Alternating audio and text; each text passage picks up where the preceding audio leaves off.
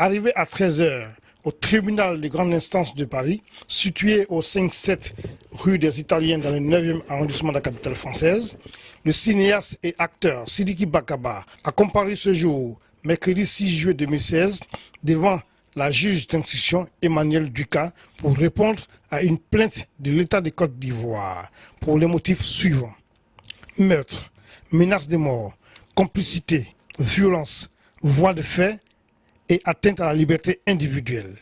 Fait commis en avril 2011 à la fin de la crise post-électorale. Après 5 heures passées avec la juge de 13h30 à 18h30, l'acteur est sorti du tribunal avec son avocat, Maître Gage Alexis. Comme à leur habitude, une vingtaine de patriotes étaient au palais de justice pour apporter leur soutien aux comédiens. Event News TV, votre média au cœur de l'info et au cœur de l'événement, était présent et a tendu son micro à Sidiki Bakaba, son conseil, et à Steve Biko, cyberactiviste pro-Gbagbo. Nous les écoutons. J'espère que tous ceux qui vivent ici auront cette chance que s'il y a un cas de justice, elle sera une justice équitable, juste.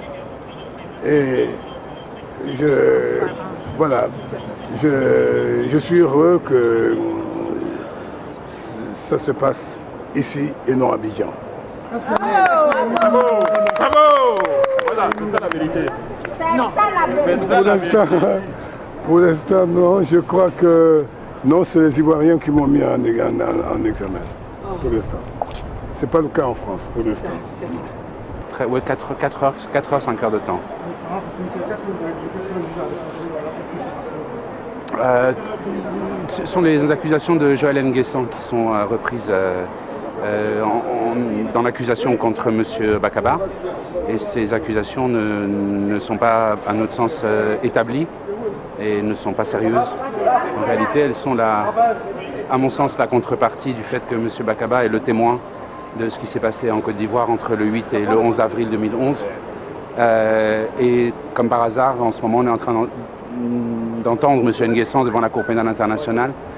Et dans ses déclarations, on remarquera que ce dernier n'est pas très cohérent, très clair, très cohérent. Il se contredit à plusieurs reprises. Voilà, donc mon client a eu à subir ces 5 heures d'interrogatoire. Il a quand même déposé plainte contre les forces FRCI, contre le rôle joué par l'armée française entre le 8 et le 11 avril. Il a été poignardé, il a reçu des éclats d'obus, il a été séquestré, il a été arrêté arbitrairement. Ce sont des faits de nature criminelle.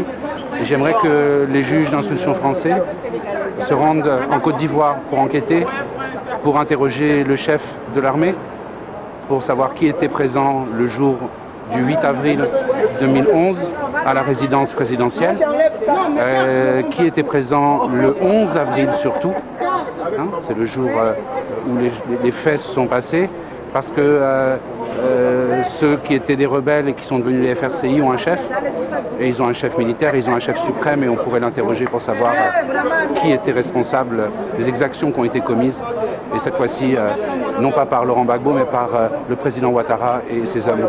Merci.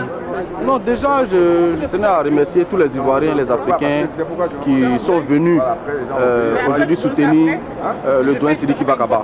Il est important de dire que faire un procès à Sidiki Bakaba, c'est faire un procès à l'amitié. Faire un procès à Sidiki Bakaba, c'est faire un procès à la fidélité. Faire un procès à Sidiki Bakaba, c'est faire un procès à l'amour que les citoyens ivoiriens ont pour la Côte d'Ivoire. Donc aujourd'hui, ce n'est pas Sidiki Bakaba qui est en jugement. Voilà, c'est la fidélité en amitié qui est en jugement. C'est l'amour de son pays qui est en jugement. C'est l'attachement à un homme, Laurent Gbagbo, et à son combat. Donc nous ne pouvons qu'être là pour le soutenir, pour lui dire qu'il n'est pas seul. Pour lui dire qu'il n'est pas seul, et c'est pourquoi nous sommes là aujourd'hui. Et à chaque fois que besoin se fera sentir, nous serons là. Parce qu'aujourd'hui, Sidiki Bakaba, il est le symbole de la fidélité, de l'amitié. Et c'est ce message-là qu'il est important que les Ivoiriens qui sont en Côte d'Ivoire puissent retenir. On fait un procès à Sidiki Bakaba parce qu'il est fidèle à Laurent Gbagbo. C'est ce qu'il faut retenir. Voilà. Merci.